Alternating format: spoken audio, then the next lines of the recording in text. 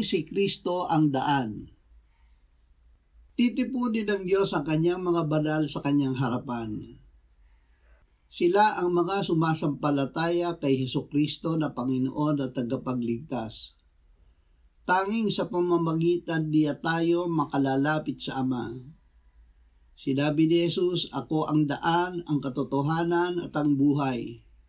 Sino man ay hindi makakarating sa Ama kundi sa pamamagitan ko." Sapagkat sa biyaya kay naligtas sa pamamagitan ng pananampalataya, at ito'y hindi sa pamamagitan ng inyong sarili, ito'y kaloob ng Diyos. Hindi sa pamamagitan ng mga gawa upang ang sinuman ay huwag magmalaki. Iniligtas niya tayo hindi dahil sa mga gawa na ating ginawa sa katuwiran, kundi ayon sa kanyang kahabagan, sa pamamagitan ng paghuhugas ng muling kapanganakan at ng pagbabago sa pamamagitan ng Espiritu Santo.